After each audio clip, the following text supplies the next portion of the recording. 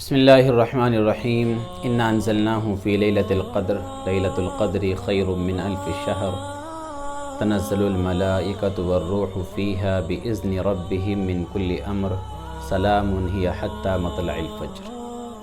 میرے دوستو عزیزو، یہ لیلۃ القدر کے بارے میں اللہ تبارک و تعالی نے باقاعدہ قرآن کریم کے اندر ایک سورۃ القدر کے نام سے نازل فرمائی۔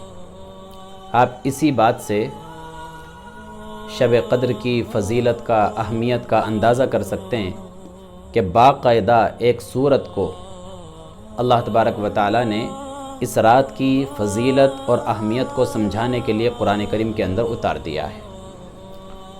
اور فضیلت کیا ہے؟ اللہ کہتے ہیں انا انزلناہ فی لیلۃ القدر، کہ لیلۃ القدر اتنی عظیم الشان رات ہے کہ ہم نے اسی رات میں قرآن کریم کو نازل فرمایا ہے۔ آپ کہہ سکتے ہیں کہ شب قدر کی فضیلت کے لیے اتنی ہی بات میرے عزیزو بہت بڑی بات ہے، کافی ہے کہ اللہ تعالیٰ نے اس رات میں لوح محفوظ سے آسمان اول پر پورا قرآن نازل فرمایا، اور دنیا کے اندر بھی قرآن کریم کے نزول کا جو آغاز ہوا وہ لیلۃ القدر میں ہوا۔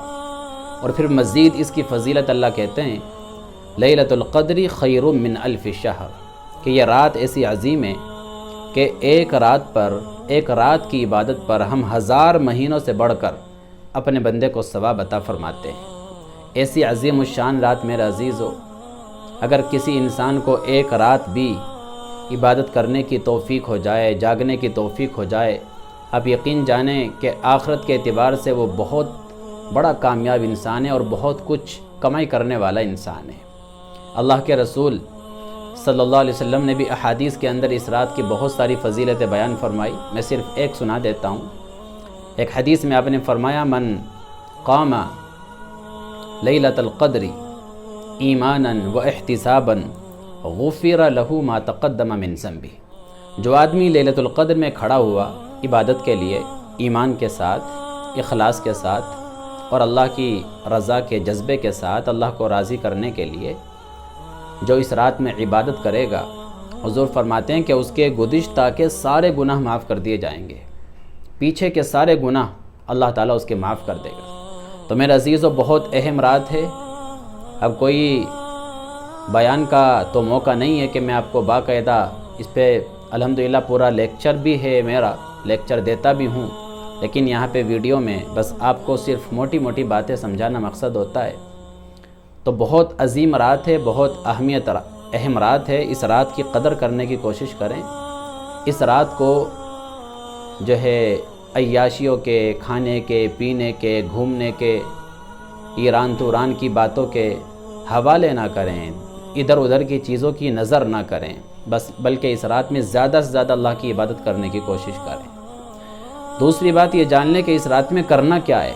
تو یاد رکھیں اس رات میں کرنے کا کوئی بھی خاص عمل نہیں ہے، کوئی خاص عمل نہیں ہے۔ جو بھی اللہ تعالیٰ آپ کو توفیق دے، قرآن کریم کی تلاوت کر لیں، ذکر کر لیں، تسبیح پڑھ لیں، اور قضاء عمری اگر آپ کے ذمہ باقی ہے قضاء عمری کر لیں۔ صلاۃ التسبیح بہت زبردست نماز ہے، اور صلاۃ التسبیح پڑھنے کے اعتبار سے یہ بہت بہترین وقت ہے۔ شب قدر میں ہم لوگ جاگتے تو ہیں ہی، تو صلاۃ التسبیح میں چونکہ ٹائم تھوڑا زیادہ لگتا ہے، تو بہترین وقت صلاۃ التسبیح پڑھنے کا وہ شب قدر ہے۔ شب قدر میں آپ صلاۃ التسبیح پڑھیں۔ اس پہ میں نے مستقل ایک ویڈیو بنائی، صلاۃ التسبیح کی اہمیت کیا ہے، اس کا طریقہ کیا ہے، آپ اس کو جا کے دیکھ سکتے ہیں۔ تو بہترین وقت ہے صلاۃ التسبیح پڑھنے کا شب قدر۔ اس کے علاوہ اس رات میں کرنے کا جو سب سے اہم عمل ہے، سب سے عظیم عمل ہے، وہ ہے توبہ استغفار۔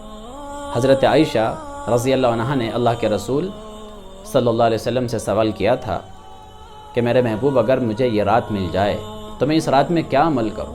آپ نے فرمایا تھا عائشہ یہ دعا اللہ سے مانگا کرو خوب کثرت کے ساتھ، اللہم انک عفو تحب العفو فاعف عنی یا کریم، یا اللہ تو معاف کرنے والا ہے، معافی کو پسند کرتا ہے، یا اللہ تو میرے گناہوں کو معاف فرما دے۔ یہ دعا میرے عزیزو شب قدر میں بھی اس دعا کو خوب کثرت کے ساتھ مانگے۔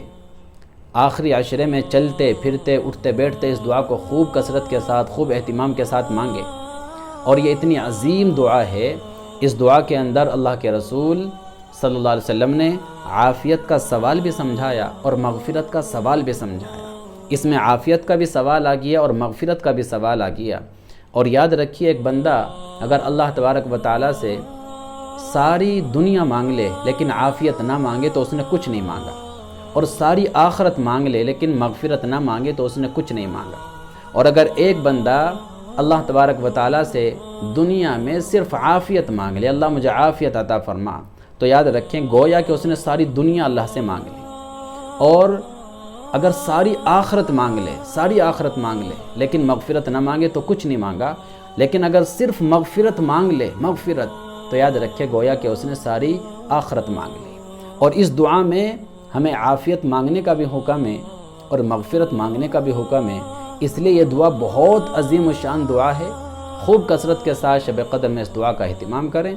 دعا کے ساتھ ساتھ ہاتھ اٹھا کر 2 رکعت صلاۃ الحاجت پڑھ کر بھی اللہ تبارک و تعالیٰ سے توبہ کریں، استغفار کریں کہ اللہ جو کچھ غلطیاں ہوئی، کوتاہیاں ہوئی، اللہ تو ان کو اس رات کی برکت سے معاف فرما دے، اور ساری زندگی، باقی پوری زندگی اللہ توبہ پر جمنے کی توفیق عطا فرما دے۔ اللہ تعالیٰ ہم سب کو عمل کی توفیق دے۔ السلام علیکم ورحمۃ اللہ وبرکاتہ۔